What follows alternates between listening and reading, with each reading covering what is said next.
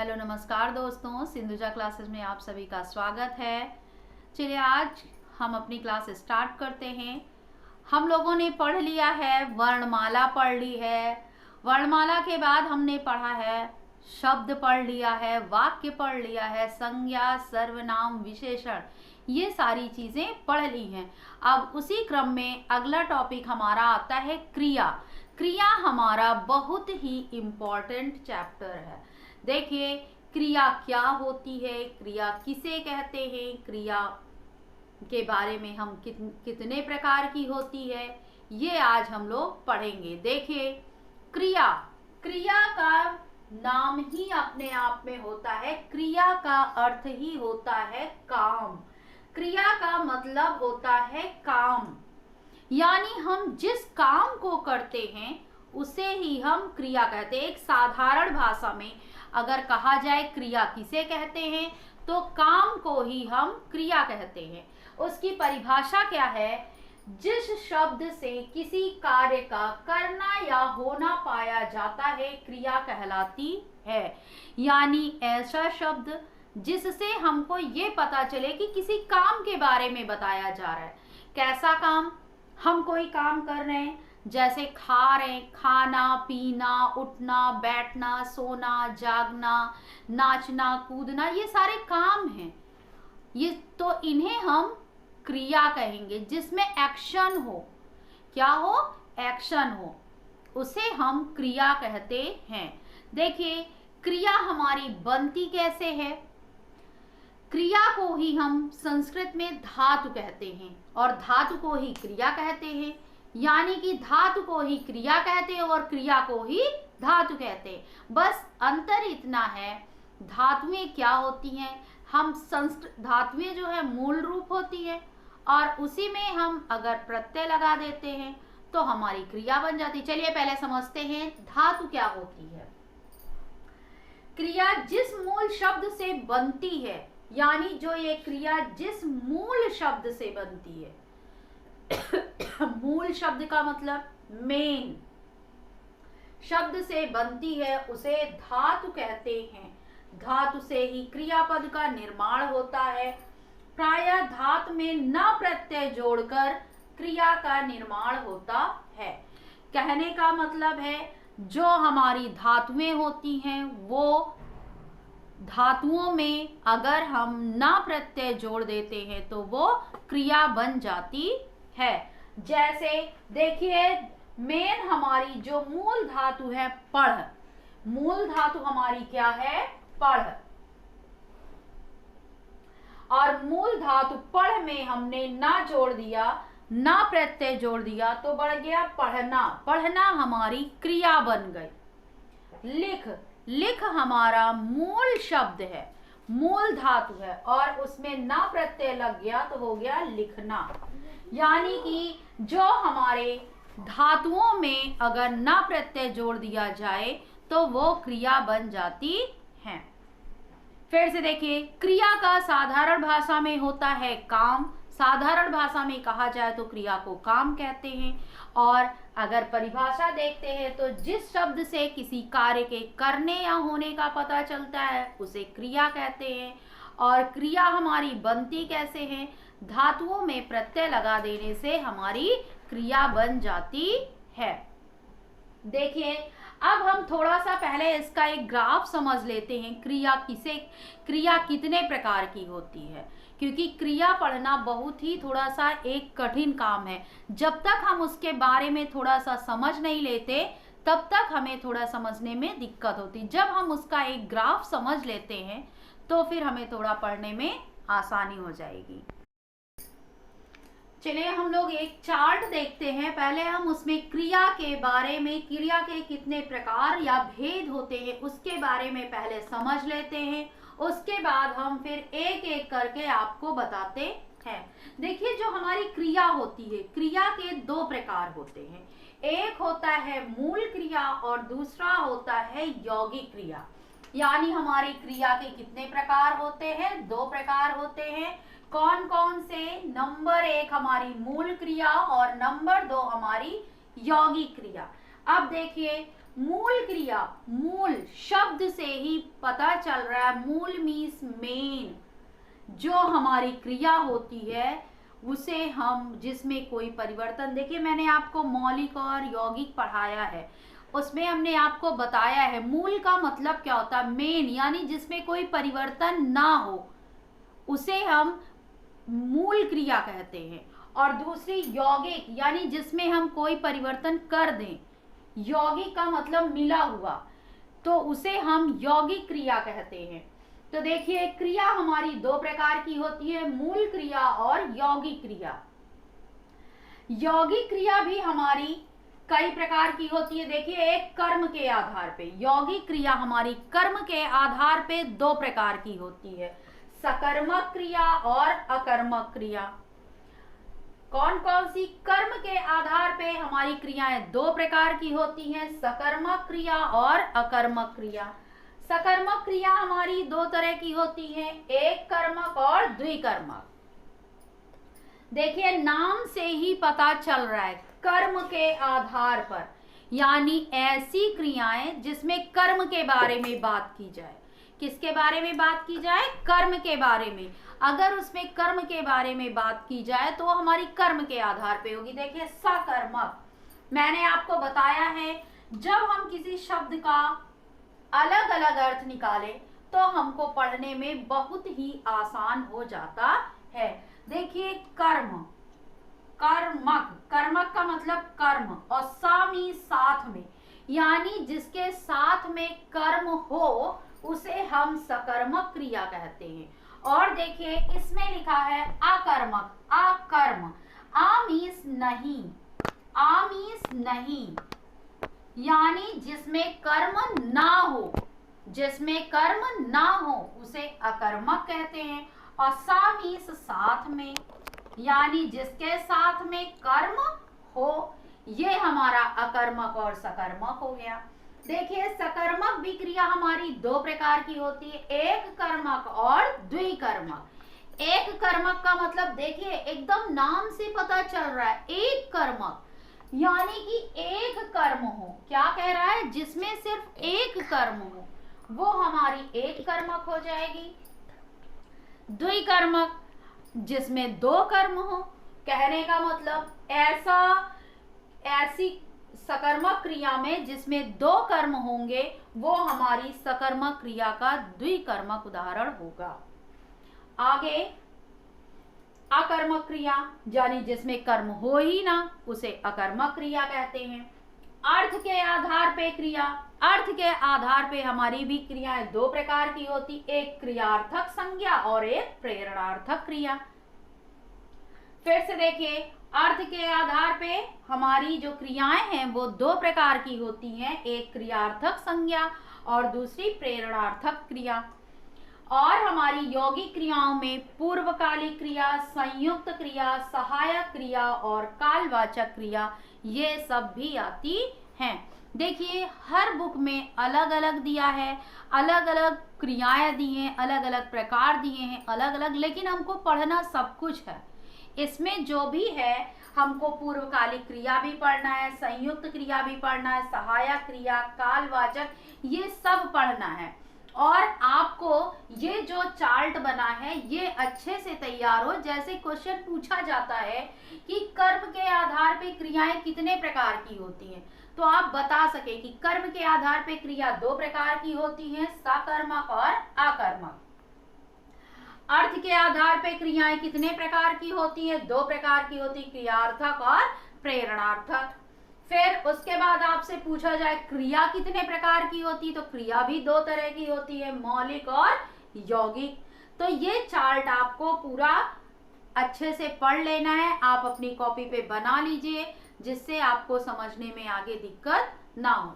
चलिए अब हम एक एक करके सबसे पहले सकर्मक और अकर्मक के बारे में पढ़ते हैं, उसके बाद फिर आगे एक एक करके सारा कुछ पढ़ते हैं।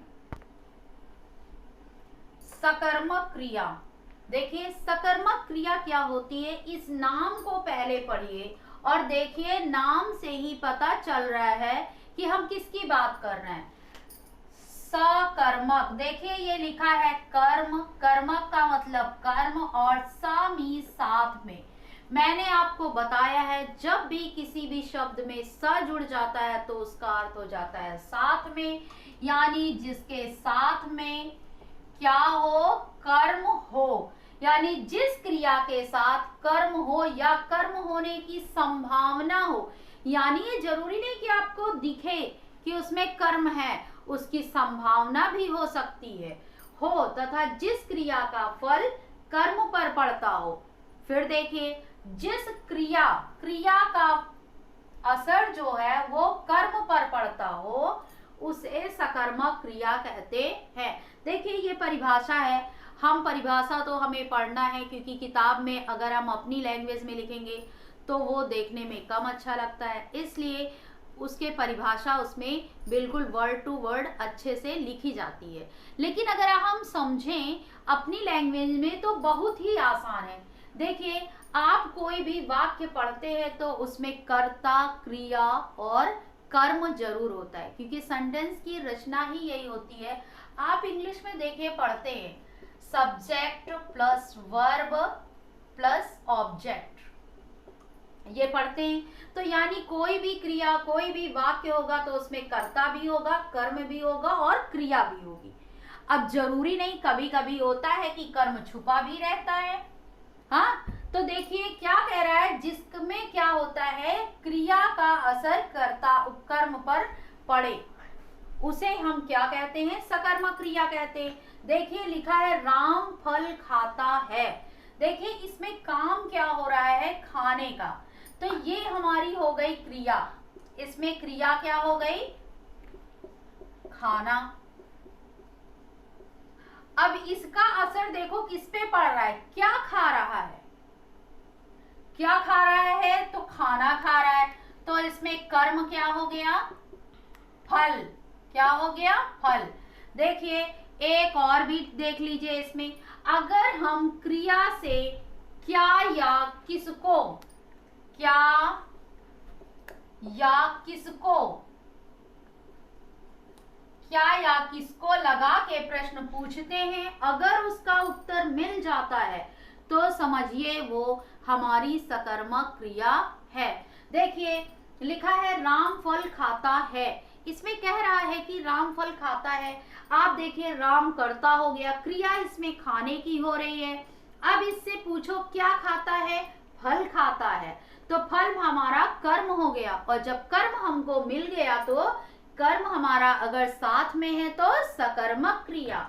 दूसरा देखिए सीता एक लड़की है, ये करता है, काम को कर रही है, क्या कर रही है, गाना गाती है, यानी इसमें क्रिया क्या है, गाना, गाना, गाना। ठीक, अब इससे पूछो क्या गाती है, तो गीत गाती है, गीत हमारा क्या हो गया, कर्म। देखिए इसमें कर्म हमारा आ गया गीत, तो देखिए अगर कर्म साथ में है तो सकर्मक क्रिया क्या है, अगर कर्म हमारा साथ में है तो सकर्मक क्रिया। फिर देखिए इसमें देखिए मोहन पढ़ता है, मोहन एक लड़का है, करता है, काम को करने वाला है। दूसरा पढ़ता है, काम क्या हो रहा है, इसमें क्रिया क्या है, पढ़ना।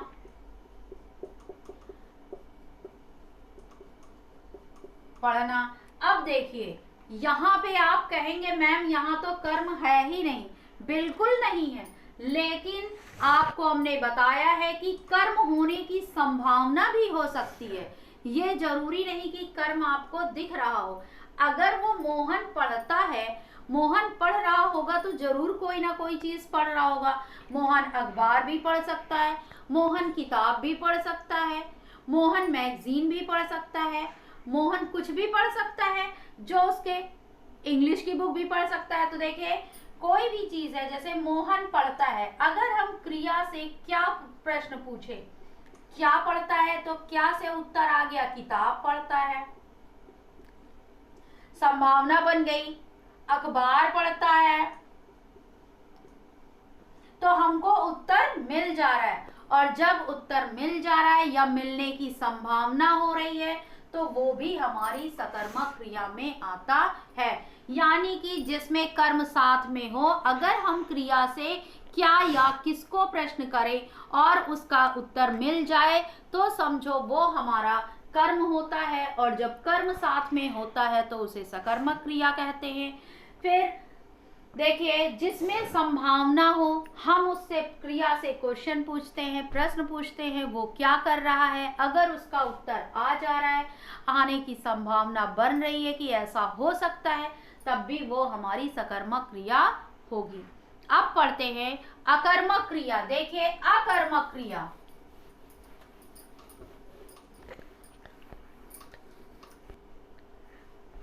अगला है हमारा अकर्मक क्रिया। देखिए, आ मीन्स नहीं, फिर वही बात, आ मीन्स नहीं, आ मीन्स नहीं। कर्मक मतलब कर्म जिसके साथ में कर्म ना हो, और कर्म नहीं होगा तब क्या होगा। देखिए, फिर वही चीज हम बताए, पहले आप समझिए। अकर्मक, अकर्मक का मतलब जिसके साथ में कर्म ना हो, उसे हम अकर्मक क्रिया कहते हैं। देखिए, जब किसी क्रिया व्यापार का फल सीधे कर्ता पर पड़ता है तो क्रिया अकर्मक होती है। देखिए, जब क्रिया व्यापार का फल सीधे कर्ता पर पड़ता है तो क्रिया अकर्मक होती है। यानी कि जो हमारा क्रिया है उसका जो फल, अब इसमें फल वल छोड़िए, यानी कि जब हम क्या से उत्तर करते हैं तो उसका सीधा असर हमारे कर्ता पर आता है, काम करने वाले पे आता है। देखिए, हमने अभी बताया कि कर्ता कौन होता है यानी जो काम को करता है वो कर्ता होता है। जैसे इसमें काम को करने वाला क्या है, राधा, तो इसमें कर्ता हमारा क्या हो गया, राधा।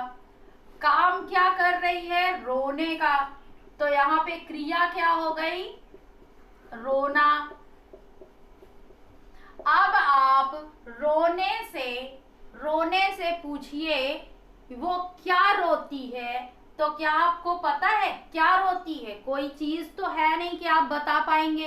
रोना एक क्रिया है, क्या रोती है पता नहीं क्या रोती है, तो क्या रोती है तो उसका उत्तर नहीं आ रहा, लेकिन आप पूछिए क्या रोती है या कौन रोती है, राधा रोती है, और राधा हमारी क्या है, कर्ता है।